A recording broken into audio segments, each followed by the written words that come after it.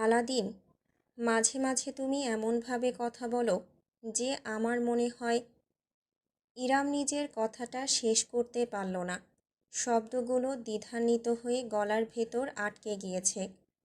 উদ্ভ্রান্ত দৃষ্টিতে সে দেখছে তার উপর ঝুঁকে থাকা সাইবানকে। তার আধুবুলি শুনে সাইবান তার গলার পাশের পালস বরাবর আলতো আঙুলের চাপ দিয়ে ফিসফিস করল।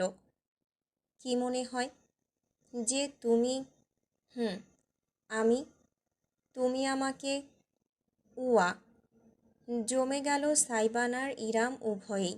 ক্রিবে শুয়ে থাকা ইজান একেবারে হঠাৎ করেই চিৎকার দিয়ে কেঁদে উঠেছে। ছোট্ট হাত পা ছুঁড়ে এমনভাবে নাটকীয় ভঙ্গিতে কান্নাকাটি করছে যেন কষ্টে বুকটা ফেটে যাচ্ছে তার। ইরামের মাতৃমস্তিষ্ক সজাগ হয়ে উঠল। ধাক্কা দিয়ে সাইবানকে নিজের উপর থেকে সরিয়ে ছুটে গেল সে সন্তানের কাছে। দ্রুত ইজানের ছটফট করতে থাকা শরীরটাকে নিজের বুকে তুলে নিয়ে দোলাতে লাগলো। এই যে বাবাটা, এই যে আম্মু এখানে। কান্না কেন? ক্ষুধা পেয়েছে তোমার? পেটু ভরেনি? সাইবান কয়েক সেকেন্ড উপুর হয়ে বিছানায় পড়ে রইল। তার হাতটা এখনও চাদর আঁকড়ে ধরে রেখেছে, ঠিক যেখানে কয়েক সেকেন্ড আগ অবধিও ইরাম শুয়েছিল। চাদর মুঠ পাকিয়ে ফেলল সে। চোখ মুখ কুঁচকে বিড়বিড় করে নিজেকে নিজে বোঝাতে লাগলো, কুল ডাউন, কুল ডাউন, কুল কুল কুল। পোটলাটাকে জানালা দিয়ে ছুঁড়ে ফেলানো যাবে না। পোটলা উঠতে পারে না। মাথা ঠান্ডা, মাথা ঠান্ডা। তামান্না ভাটিয়া, তামান্না ভাটিয়া। মনে মনে জপতে লাগলো সাইবান। ইরাম ততক্ষণে ফিডারের দিকে হাত বাড়িয়েছে। সে পাম্প করে রেখেছিল। সেটা কোনোভাবে নিচের কিচেনে ফেলে এসেছে সকালে নাস্তা তৈরি করার সময়। নিজেকে নিজে মনে মনে খানিক অভিসম্পাত করে এখন ম্রিয়মাণ হয়ে আসা ইজানকে বিছানায় উপুর হয়ে থাকা সাইবানের পাশে রাখল সে। একটু দেখে রাখো, আমি নিচ থেকে ফিডার নিয়ে আসছি, এই 5 মিনিট। থ হয়ে রইল সাইবান। চোখ মেলে ইরামকে দ্রুত রুম থেকে বেরিয়ে যেতে দেখল। তারপরই তার করুণ চোখ জোড়া এসে পড়ল ইজানের উপর। কান্নার বালাই নেই আর, তবে নয়ন দুটো অশ্রুতে ভিজে টলটল করছে। নাক টানছে আর অদ্ভুত ভঙ্গিতে সাইবানের দিকে তাকিয়ে আছে, যেন ভ্রুকুটি করছে তাকে। ভ্রু তুলে খানিকটা সময় তাকিয়ে থেকে খপ করে ইজানের গলায় হাত রাখল সাইবান। নাজুক শরীরের অঙ্গ তার দুইখানা আঙুলেই সম্পূর্ণ জড়িয়ে গেল। পোটলা, তোর কল্লাটা 2 ইঞ্চির, আর সাইরেন বাজাস 69 ইঞ্চির। তোর ভোকাল কর্ড নাকি টাইটানিকের হর্ন, টাইম মতো পোত করে বাজিয়ে দিস। সাইবান ইজানের ছোট্ট গলা আলতোভাবে আঁকড়ে শাসালো। বিনিময়ে গুঙিয়ে উঠল ইজান। ছোট্ট শিশুটির ভ্রু এমনভাবে কুঁচকে এলো যেন পিতার উপর জারপন্ডায় বিরক্ত সে। এই চোপ, চোখ পাকাস কাকে তুই? চিনিস আমাকে? আমি তোর বিনাশ্রমে হয়ে যাওয়া বাপ, বুঝতে হবে মামা। এমনিতেই কল্লার শক্তি দেখিয়ে আমার দুনিয়া নাড়িয়ে ফেলেছিস, এবার চুপ। ঠাস। সাইবানের মুখটা একদিকে হেলে গেল, চোয়াল ফাঁক হয়ে পড়ল কয়েক ইঞ্চি। মুখের কথা তার মুখেই আটকে রইল। কয়েক সেকেন্ড সে বুঝতেই পারল না কি হয়েছে এইমাত্র। ইজানের ছোট্ট হাতটা সশব্দে আছড়ে পড়েছে তার বাম গাল বরাবর। সোজা বাংলায় বলা যায় থাপ্পড়। সাইবান চোখে অফুরন্ত অবিশ্বাস নিয়ে তাকাতে না তাকাতেই চোখ মুখ কুঁচকে এবার ছোট্ট পা তুলে পিতার থুতুনি বরাবর লাথি ছুঁড়ে ইজান লাফিয়ে উঠল। We back, you little piece of shit! আর্তনাদ করে উঠল সাইবান। ইজানের ছোট্ট 2 হাত বিছানার সঙ্গে চেপে ধরল। বিপরীতে নিজের পা 2খানা তুলে দমাদম ছুটতে আরম্ভ করল ইজান। সে লাথি তার বাবার মুখে পড়ছে কি বুকে দেখার কোনো সময় নেই তার। আ আউই! নাটকবাজ, ধরিবাজ, চালবাজ, এক চটকানায় মুড়ি ভাজ। এই যে আম্মু এসে পড়েছে পুচকু। পিতা পুত্রের টি-20 মাঝেই রুমে প্রবেশ করে জমে গেল ইরাম। বিছানার উপর বসে আছে সাইবান, তার 2 হাত তোলা উপরের দিকে। সেখানে ঝুলছে ইজান। ইজানের একটা পা এখনও সাইবানের ডানগাল বরাবর বসানো, আর সাইবানের হাত ইজানের মাথার অল্প বিস্তর চুলের মাঝে মুঠ করে রাখা। দুজনেই থমকে গেল ইরামের কণ্ঠস্বর শোনার সঙ্গে সঙ্গে। ঘুরে তাকালো ওই অবস্থায়। ইরাম দৃশ্য দেখে হাসবে কি কাঁদবে ভুলে গেল। ড্যাব ড্যাব করে তাকিয়ে রইল শুধু।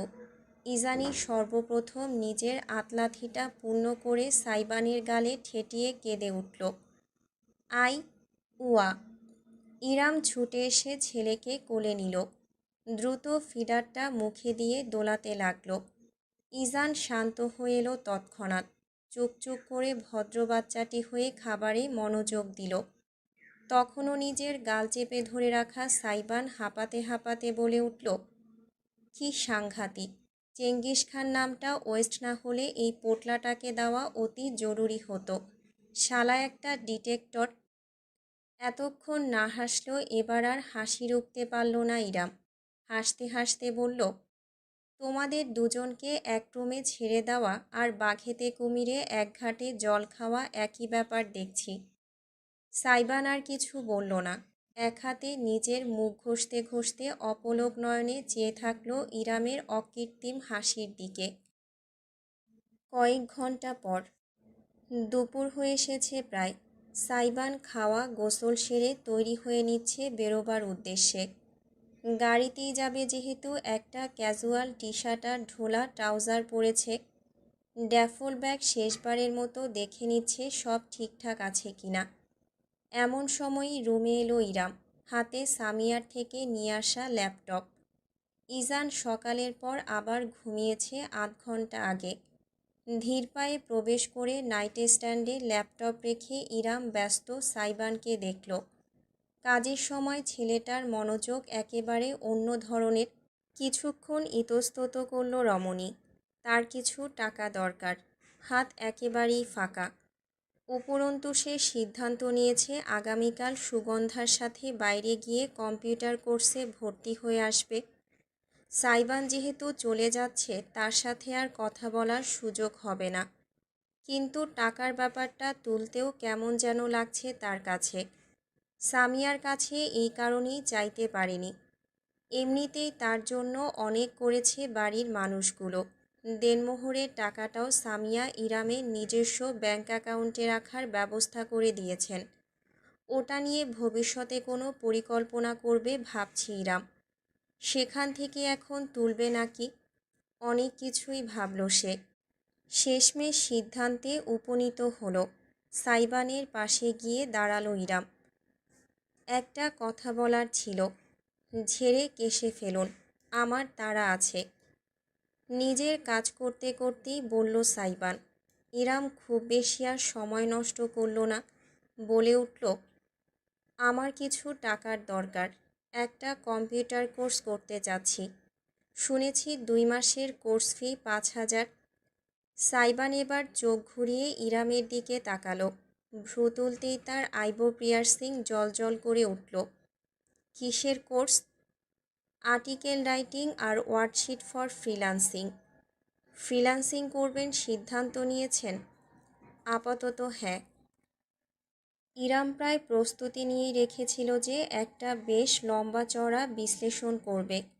কেন এই কাজটা করতে ইচ্ছুক, কিভাবে করবে, মেয়ে বলে কেউ কাজ না দিলেও তাকে লড়াই করে যেতে হবে, কারো আপত্তি থাকলেও তার কিছুই করার নেই, ইত্যাদি ইত্যাদি।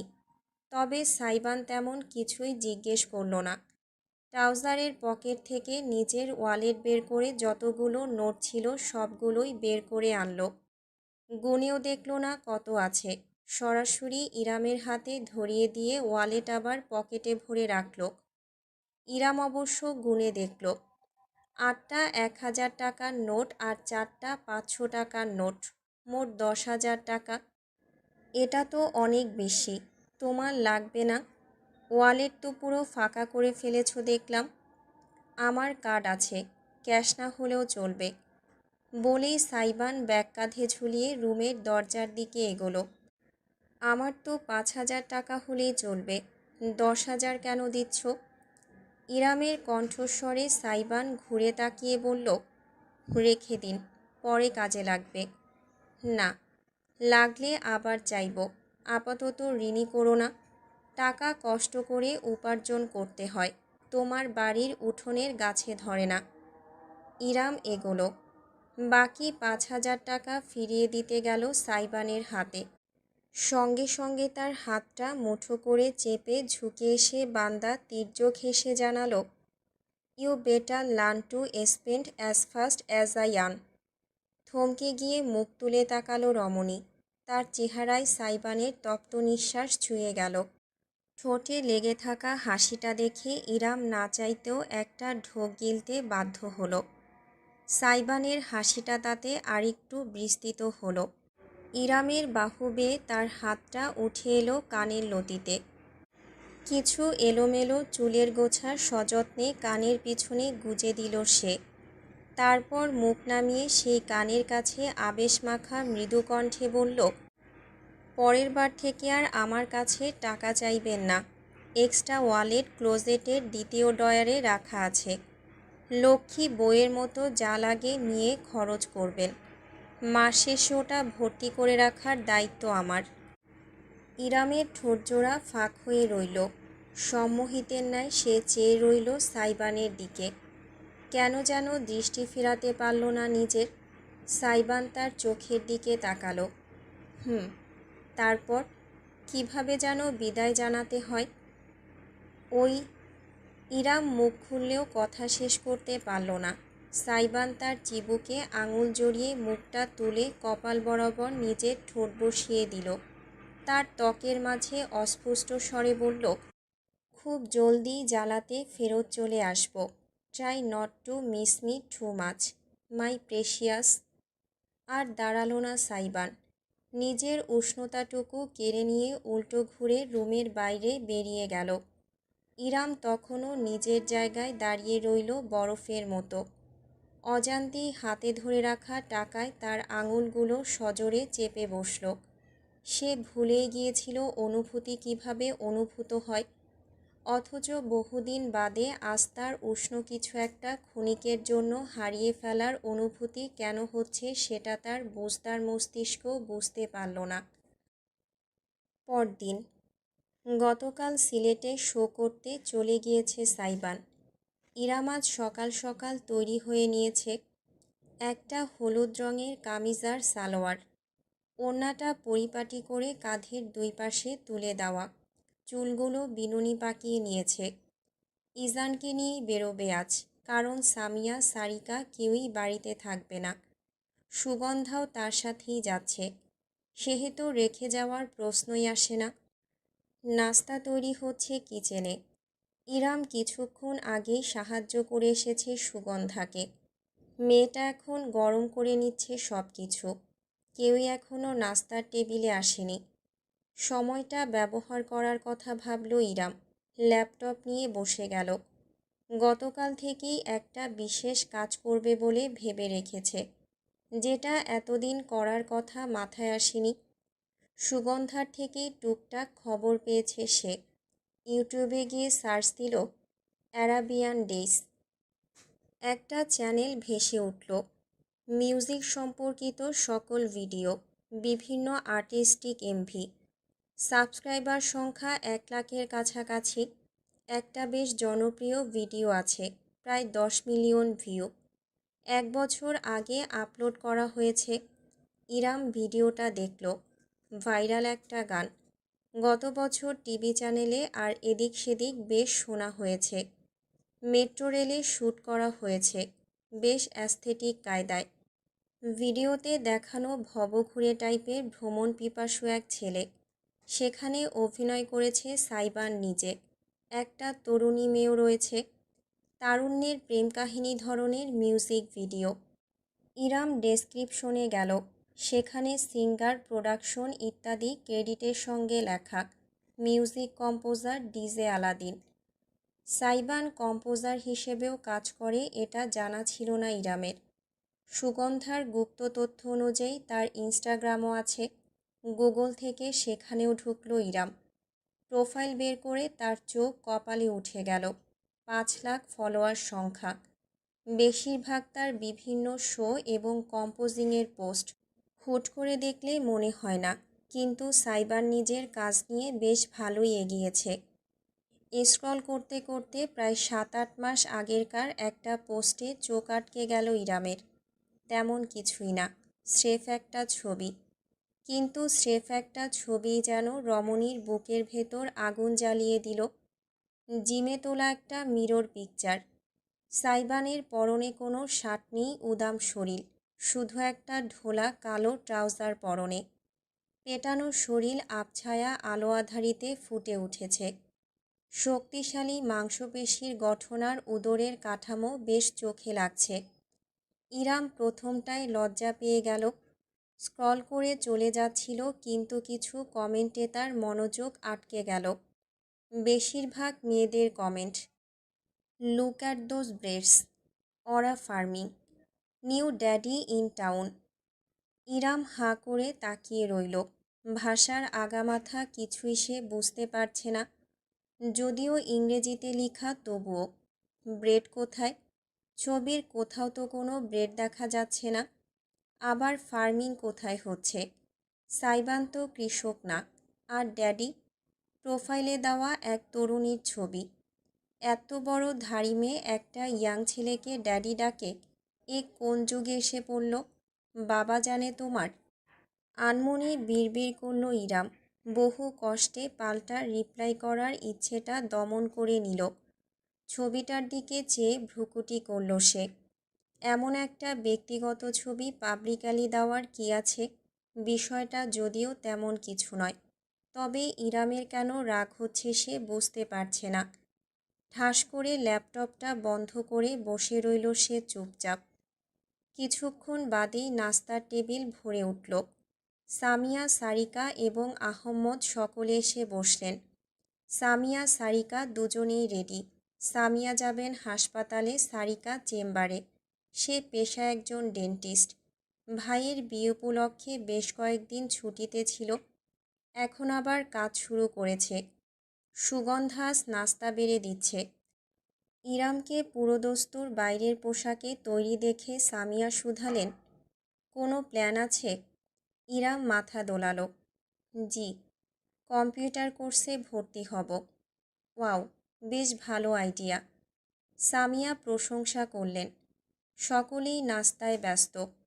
নীরবতার মাঝে একেবারে হঠাৎ করেই আহম্মদ বলে বসলেন, বাড়ি ফেলে এখন বাইরে কাজ করার মতো নাটকটা করে সমাজে যতটুকু মুখ আছে ততটুকুতে চুনকালি না মাখালেও চলে।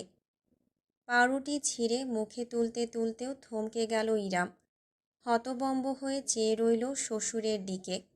আহম্মদ নির্বিকার। সামিয়ার রীতিমতো হাহাকার করে উঠলেন, মানে কি আহম্মদ? ভদ্র ভাষায় কথা বলো। বাড়ির মেয়ে কোনো কাজ করতে পারবে না? তুমি কি আদিম যুগের মানুষ? মেয়ে তো নয়, অনাকাঙ্ক্ষিত বউ। তো আমিও তো বাইরে কাজ করি, হাসপাতালে রাত কাটাই। তুমি তো কোনোদিন আমাকে এমন কথা বলনি। আহম্মদ বুঝি এক টুকরো তাচ্ছিল্যের হাসি হাসলেন। ও তো আর ডাক্তার নয়। মেয়ে মানুষ ডাক্তার হলে আলহামদুলিল্লাহ, বাকি সব নাউজুবিল্লাহ। সত্যটা যত জলদি মাথায় ঢোকাবে ততই মঙ্গল তোমাদের।